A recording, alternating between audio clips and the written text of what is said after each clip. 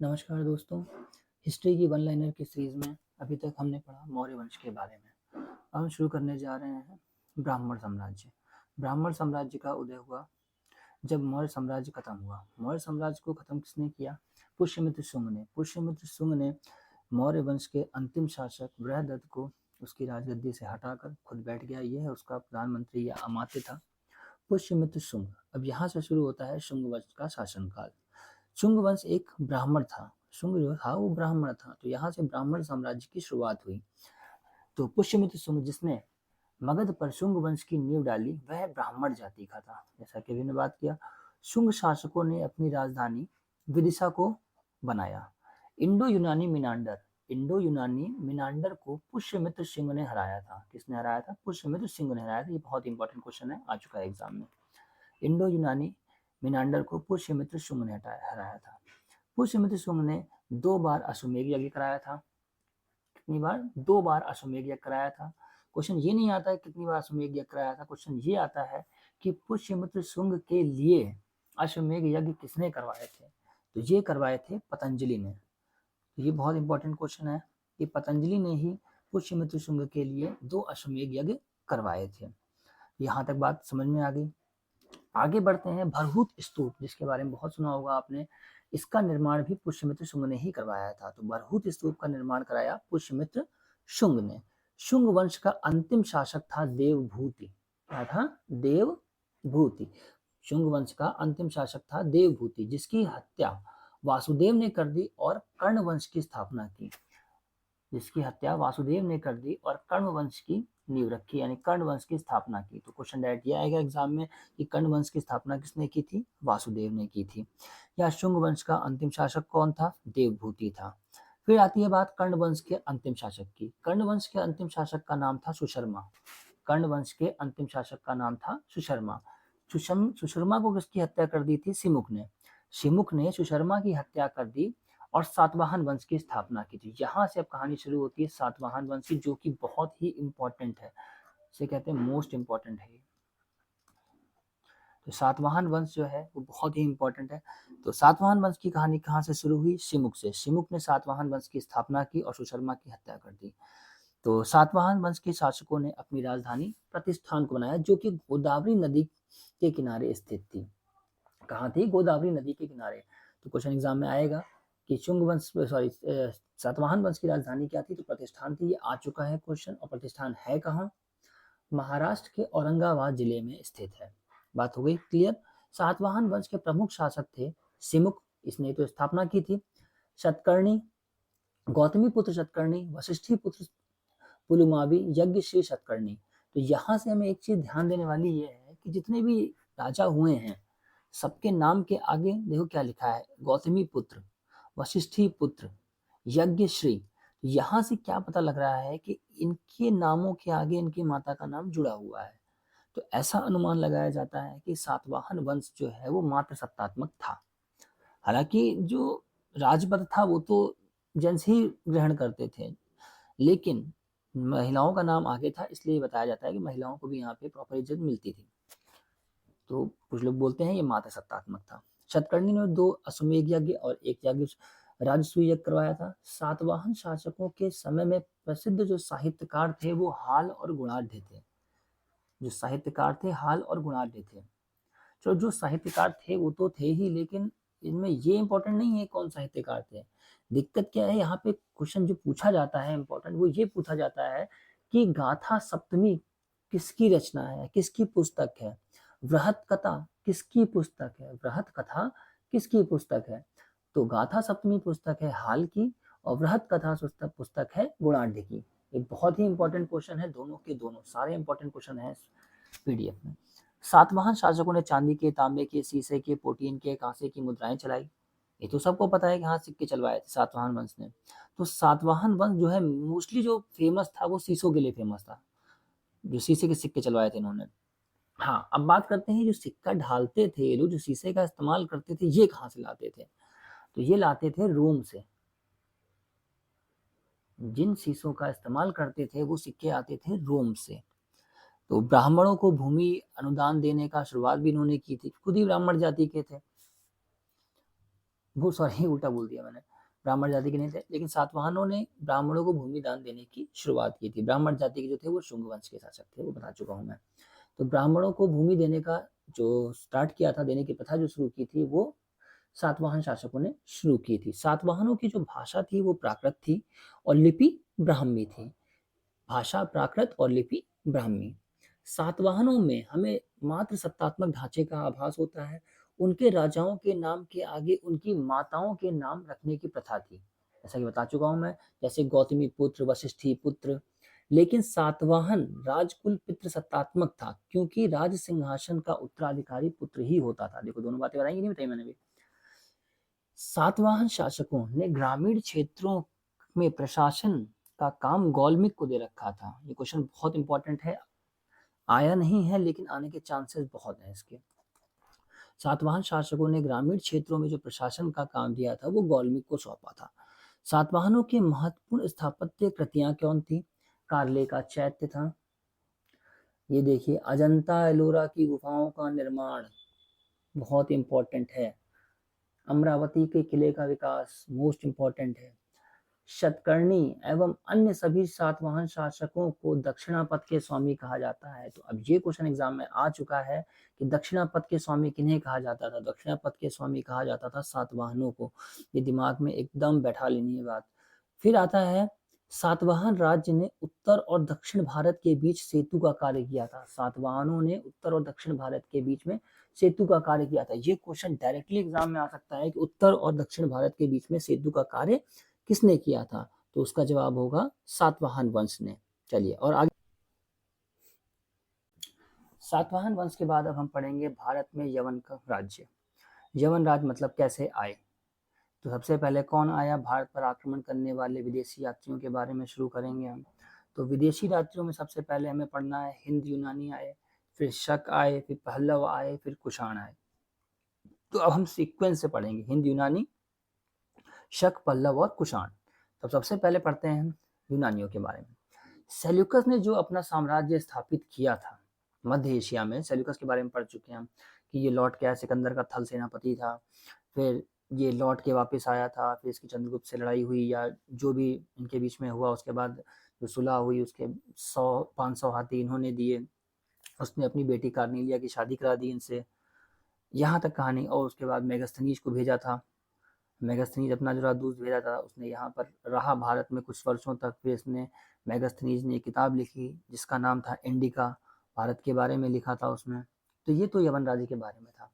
तो जब सेल्यूकस भारत आया था तो उस समय जो उससे पहले उसका जो राज्य था, उसने बहुत सारा राज्य मध्य एशिया का अपने साम्राज्य में मिला रखा था, जो बहुत अच्छे से उसने मिला रखा था। तो उसका जो उत्तराधिकारी था, इस कहानी को ध्यान से सुनना क्या बोल रहा हूँ मैं, उसका जो उत्तराधिकारी था उसका नाम था एंटियोकस प्रथम। क्या नाम था? एंटियोकस प्रथम था सेल्यूकस का उत्तराधिकारी। तो एंटियोकस प्रथम ने तो वैसे के वैसे उसका साम्राज्य संभाल के रखा, जैसा था वैसा ही था। लेकिन जब उसका उत्तराधिकारी आया एंटियोकस द्वितीय, तो उसके शासन में लगातार विद्रोह होने लगे, क्योंकि बहुत सारा साम्राज्य लेके बैठा हुआ था ये, लगातार विद्रोह होने लगे। फिर उसका विद्रोह जब हुआ तो उस विद्रोह के फलस्वरूप सबने अपने अपने छोटे छोटे राज्य अपने अलग अलग अपने स्वतंत्र कराना शुरू कर दिया।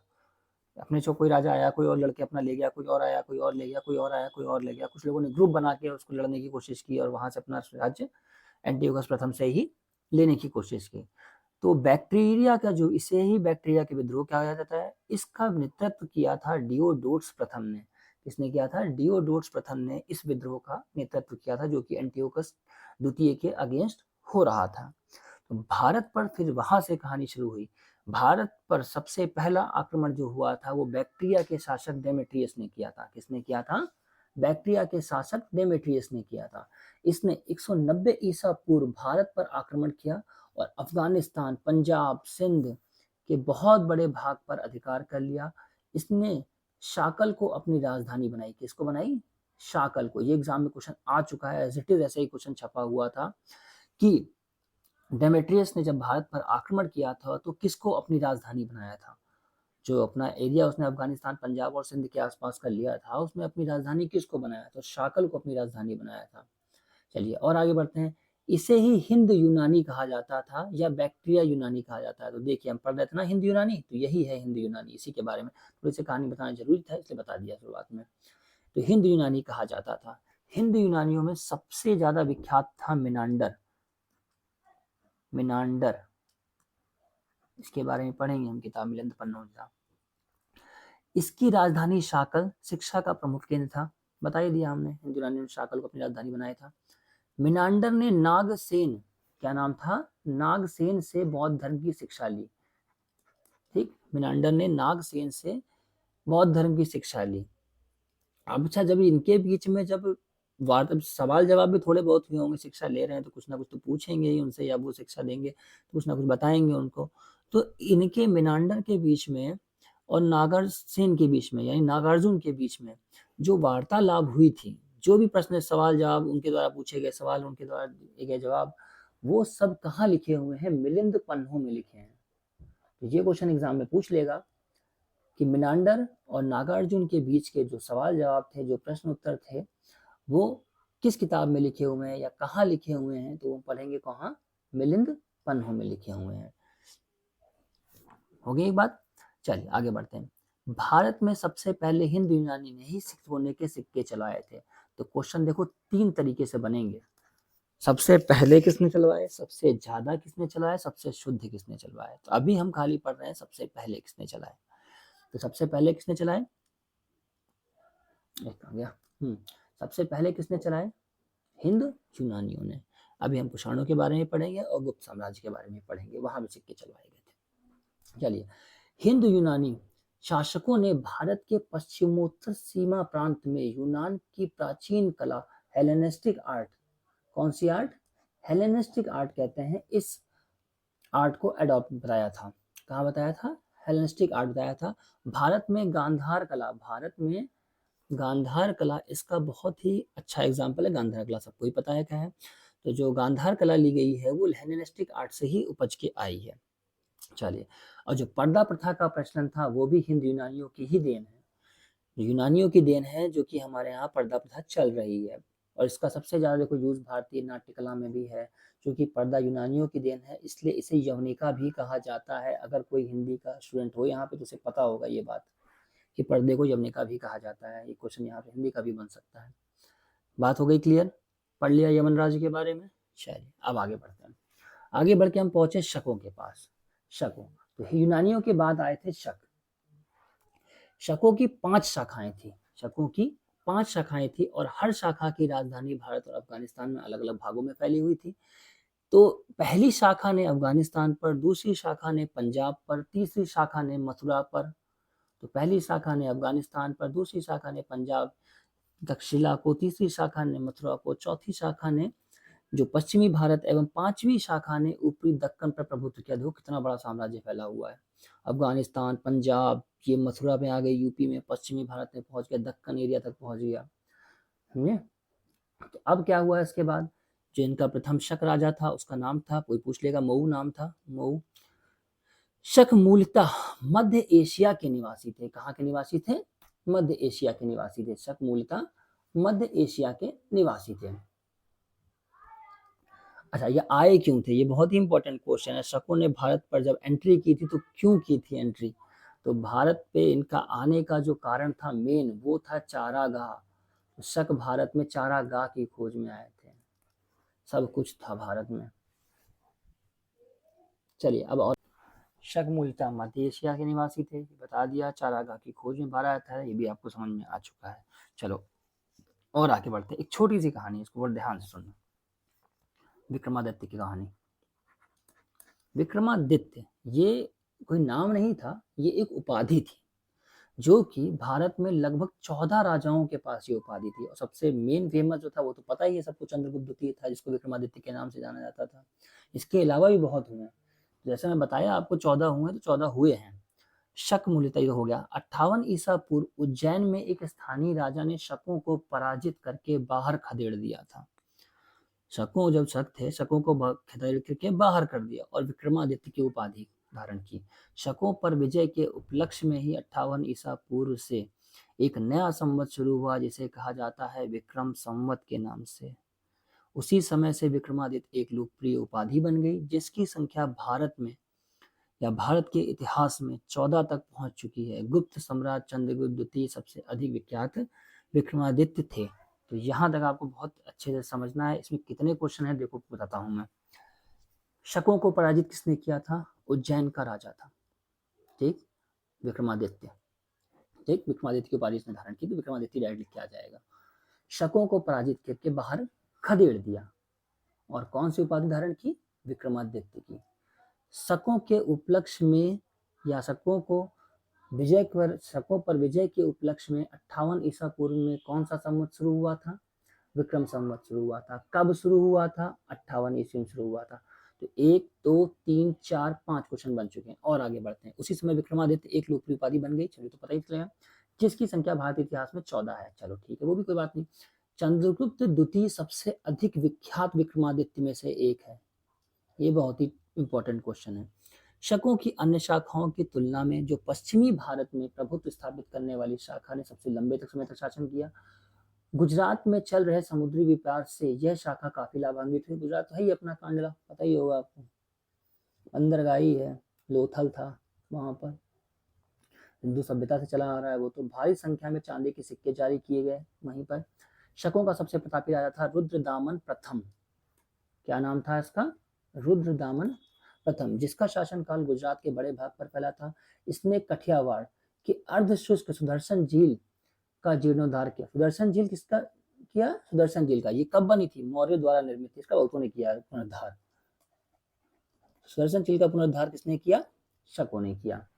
तो शकों में क्या इसने किया? रुद्रदामन प्रथम ने शक राजा था। रुद्रदामन विशुद्ध संस्कृत भाषा में सबसे लंबा अभिलेख जारी किया। इसके पहले सभी के सभी अभिलेख प्राकृत भाषा में लिखे गए थे। भारत में शक राजा अपने को क्षत्रप कहते थे। तो यहाँ से देखिए कितने क्वेश्चन बने। तो सबसे पहला क्वेश्चन आएगा कि गिरनार अभिलेख किसने कहा था? तो रुद्रदामन का है। पहला क्वेश्चन क्या क्रिएट हुआ? गिरनार अभिलेख किसका है? रुद्रदामन का है। संस्कृत भाषा का सबसे लंबा अभिलेख या विशुद्ध संस्कृत भाषा में लंबा अभिलेख कौन सा है? गिरनार अभिलेख है। किसका अभिलेख है? रुद्रदामन का अभिलेख है। बाकी इससे पहले तो प्राकृत भाषा में बता ही चुके हैं हम। और भारत में शक अपने राजा अपने आप को किस नाम से जानते थे या किस नाम से कहते पुकारते थे अपने आप को? तो क्षत्रप के नाम से पुकारते थे। चलिए अब आगे हम पढ़ेंगे नेक्स्ट टॉपिक अगले लेक्चर में।